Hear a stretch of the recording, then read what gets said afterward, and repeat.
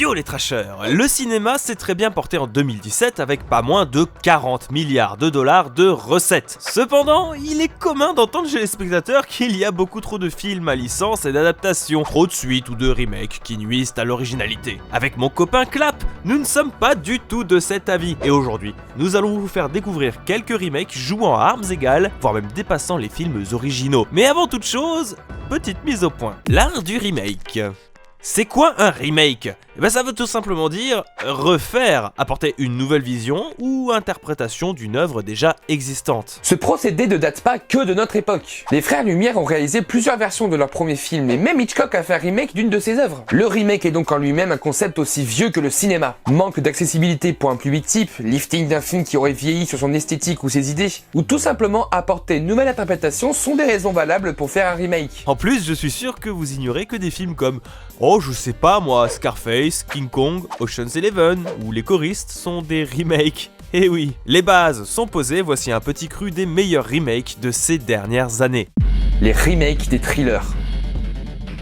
Les remakes de ce genre sont très souvent tirés de films européens ou asiatiques et nombre de ces remakes sont plébiscités par la critique et par le public, dont le premier... Un jus de groseille.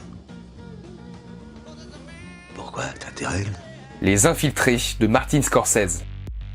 Remake du film hongkongais Infernal Affairs, Les Infiltrés nous plongent au cœur de la lutte contre la pègre irlandaise avec un policier qui s'infiltre dans la mafia et un mafieux qui s'infiltre dans la pègre. La découverte d'une taupe dans les deux camps va entraîner un énorme bain de sang. Qui dit Scorsese dit film très atypique. Ce qui est rigolo, c'est que Infernal Affairs s'inspirait déjà des travaux de Scorsese, et savoir que ce dernier a voulu faire un remake de ce film, j'imagine que les deux réalisateurs hongkongais ont dû se sentir fiers. Vous trouverez dans ce film tout ce qui fait un bon Scorsese, de son écriture jusqu'à sa mise en scène. Plus brutal et viscéral que son homologue asiatique, avec des performances d'acteurs au top, Scorsese ne compte pas vous épargner avec des séquences vraiment insoutenables, des rebondissements bienvenus, tout en imposant quelques scènes comiques où la poésie raffinée des Américains saura vous toucher dans vos cœurs. Va te faire enculer. J'en peux plus d'enculer ta femme. Comment va ta mère ? Elle en peut plus que mon père la défonce. Avec 4 Oscars au compteur, ce film est considéré comme étant un des meilleurs remakes de tous les temps. Insomnia de Christopher Nolan. Avant sa génialissime trilogie Batman, son chef-d'œuvre Inception et le plus grand film de tous les temps Interstellar, pardon, Christopher Nolan a dû s'attaquer à un remake d'un film norvégien pour faire ses preuves. Un inspecteur de police est envoyé en Alaska pour résoudre un meurtre. Sauf que là-bas, avec des conditions climatiques, impossible de dormir pour lui, puisque le soleil ne se couchera pas avant quelques mois. Son enquête sera perturbée par cette insomnie, c'est con pour un inspecteur qui s'appelle Dormer, et surtout par un maître chanteur qu'il a vu tuer involontairement son coéquipier lors d'une course-poursuite. Ce film transpire toutes les thématiques chères à Christopher Nolan, de la manipulation, des personnages torturés et une atmosphère froide et oppressante. Un thriller haletant psychologique et viscéral jouant énormément sur l'ambiguïté. Le réalisateur de l'original a d'ailleurs beaucoup apprécié le remake, montrant que Nolan s'était bien imprégné de l'univers pour l'adapter à sa sauce. J'évite de trop vous en dire pour pas vous spoiler, et pour préserver le suspense, surtout que le film vaut le coup rien que pour Robin Williams qui joue le méchant. Et ça c'est juste ouf. Les remakes de films de science-fiction. Beaucoup plus difficile à appréhender, la science-fiction est pourtant un genre où l'imagination possède un énorme espace de jeu. Beaucoup de classiques de la science-fiction sont des remakes, mais là je vais m'attarder en fait sur deux d'entre eux assez particuliers. Nous vous envoyons dans le 3e trimestre 1996. L'Armée des 12 singes de Terry Gilliam. Je sais, on a déjà parlé de ce film dans notre vidéo des 10 films les plus mindfuck, mais une chose n'a pas été dite, c'est que c'est un remake. D'un film français en plus, Cocorico, La Jetée de Chris Marker. Sorti en 1962, cette œuvre est en fait un roman photo, un diaporama narratif si vous préférez. Je vous conseille vivement de la regarder car c'est une expérience très spéciale, mais aussi déjantée et mindfuck que son remake, qui s'est un petit peu éloigné de la trame narrative, mais il mérite vraiment le coup d'œil. Ce remake, quant à lui, est totalement barré, une expérience folle qui vous retournera la tête à la fin tellement ça va dans tous les sens en fait. Et quand on compare le pessimisme et l'atmosphère sinistre de La Jetée avec le côté loufoque, what the fuck, mais tout aussi sombre de Terry Gilliam, difficile de rester de marbre devant cette œuvre. Et pour me faire pardonner de vous avoir parlé une deuxième fois de ce film, je vous conseille l'autre chef-d'œuvre de Terry Gilliam, Brasil, une pépite. Pourquoi ? Je sais pas, Solaris de Steven Soderbergh. je sais pas. Alors ici, on a un cas très particulier. Chris est un médecin qui a été appelé à rejoindre une station orbitale près d'une planète océanique, Solaris. À bord, il découvre qu'un de ses amis s'est suicidé et que ses équipiers vivent des événements inquiétant.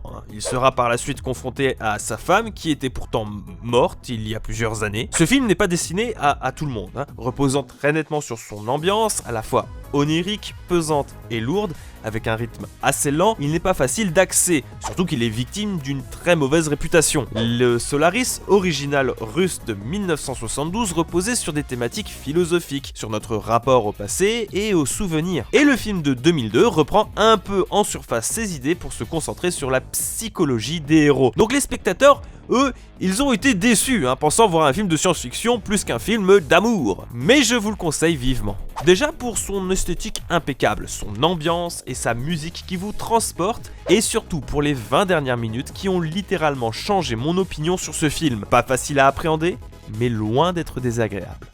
Les remakes des films d'horreur. Le genre horrifique est très codifié et sans doute celui avec le genre de la comédie qui a subi le plus de remakes, pour le meilleur et pour le pire. Et évitons de parler du pire parce que sinon on va rager. Commençons avec... Merde ! L'Armée des Morts de Zack Snyder. Sorti en 2004, ce remake du film culte de George Romero prend les bases de son histoire pour apporter de nouveaux enjeux narratifs. On suit le parcours d'un groupe de survivants pendant une apocalypse zombie qui se retrouvent dans un centre commercial. Dans la même mouvance que 28 jours plus tard sorti l'année d'avant, Snyder renouvelle le genre zombie qui en avait bien besoin. Même si la satire sociale derrière le film de George Romero est un petit peu délaissée, on se retrouve face à une œuvre beaucoup plus nerveuse, intense et frénétique. La scène d'introduction donne la couleur entre un rythme effréné, une esthétique propre à la Snyder, c'est-à-dire bien léchée et criarde, une tension qui viendra vous faire hérisser les poils. Bref, si vous aimez The Walking Dead, vous devriez aimer ce film. Parce que déjà, c'est beaucoup plus dynamique, du gore à tout va et des scènes d'action épiques. Snyder a réussi un tour de force et a montré que c'était possible de faire un remake efficace, délaissant presque l'original. La colline à des yeux d'Alexandre Aja. Remake du film culte du même nom de Wes Craven, l'histoire nous narre les péripéties de la famille Carter qui partent en vacances accompagnés de leurs enfants et de leurs chiens. Cependant, après avoir été guidés par un mec bizarre, ils ont un accident en plein milieu du désert et se font pourchasser par des cannibales. Ça donne envie, Ici, l'idée du remake, c'était de remettre au goût du jour le film de Craven, qui est assez mal vieilli et dont l'impact est surtout amoindri. La version de Aja est... comment dire ? Horrible. Mais dans le bon sens. C'est un vrai film d'horreur, brutal, dérangeant, gore, avec une ambiance visuelle et sonore splendide. Je vous assure avoir été particulièrement choqué après ça. L'histoire est à la fois fidèle à l'original, mais partant sur une complexité différente. Aja a réussi à transposer sa personnalité pour donner un remake réussi. Mais hélas, on n'échappera pas des jumpscares plutôt foireux et des scènes vraiment immondes. À voir, mais que si vous avez le cœur lourd. Les remakes des films fantastiques. Des histoires qui sortent de l'ordinaire pour vous entraîner dans un univers bien différent du nôtre, il en pleut des pâquerettes. Et ça ne veut rien dire. Eh ben, vous êtes tombé dans les pommes ? La vie rêvée de Walter Mitty. Non, j'ai déconnecté. Ah, d'accord. Ça vous arrive souvent ? Bon, sur celui-là, c'est vrai que je triche un petit peu, c'est pas vraiment un film fantastique. En fait, le projet est né comme le remake du film de 1947 avec Steven Spielberg aux commandes et Jim Carrey dans le rôle titre, mais après moult péripéties, c'est Ben Stiller qui a repris les rênes avec plutôt une nouvelle adaptation de la nouvelle de Walter Mitty. Mais tout ça, on s'en fout. Parce que je vais vous parler de ce film que je trouve très sous-estimé. Tout dans ce film transpire l'envie de voyager. On suit Walter Mitty, éternel rêveur, qui doit retrouver une photo pour éviter de perdre son boulot.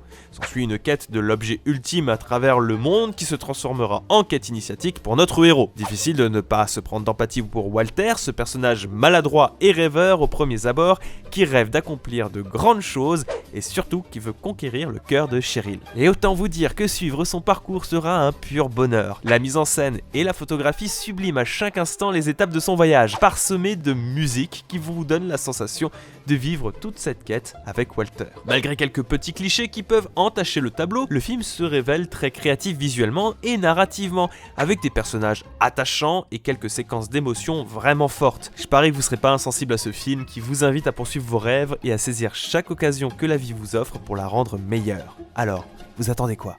Il réfléchit aux moyens de s'emparer de votre arme. Dread de Pete Travis. Il vient de changer d'avis. Un remake qui démonte bien l'original et, personnellement, je vois que lui. Dans une Amérique post-apo, la sécurité et l'ordre sont sous la tutelle d'une police un peu spéciale. Les juges. à la fois juré, bourreau et juge. Badass. Et dans la ville de Mega City One, une nouvelle drogue se propage et le meilleur des juges, Dredd, va devoir stopper ce trafic. Le premier Judge Dredd a une mauvaise réputation entre son manque de fidélité, son côté vraiment kitsch frôlant le nanar, mais perso j'ai adoré, surtout cette VF tellement dingue. La loi, c'est moi. Et l'ordre. Mais en comparant avec son remake, ça n'a plus rien à voir. Beaucoup plus proche des comics en termes narratifs et surtout au niveau de l'ambiance. On est face à un Judge Dredd violent, sombre, badass et ultra nerveux. C'est un très bon film d'action, pur et dur, avec des scènes de haute tension et surtout des plans de dingue avec des ralentis somptueux avec pas moins de 4000 images par seconde. C'est juste énorme. Par contre, c'est assez violent, faut pas mettre ça devant tous les yeux. Et voilà un petit florilège de remakes que vous pouvez voir sans sourciller. Ces exemples vous permettront peut-être de vous réconcilier avec cette pratique que beaucoup aiment critiquer ou tout simplement pour vous faire découvrir des films originaux, si ça n'est pas déjà fait. Les remakes sont avant tout des œuvres cinématographiques. Les meilleurs, ce sont des bons films à la base, et ça il ne faut pas l'oublier. Qu'ils soient fidèles ou différents, ils sont l'œuvre de cinéastes passionnés qui ont voulu partager une nouvelle vision de leurs films favoris. Et on ne peut pas les blâmer pour ça. Nous vous rappelons que cette liste est purement subjective, vous ne serez sans doute pas d'accord avec nous, auquel cas, n'hésitez pas à nous lister vos remakes favoris dans les commentaires. Nous sommes curieux de lire vos avis. Pensez au pouce bleu, au partage et à l'abonnement. Faites également un petit tour sur la chaîne du Clap qui, avec son format principal, les dual screen, propose des analyses comparatives entre deux œuvres. Vous pouvez maintenant quitter la vidéo. Ciao!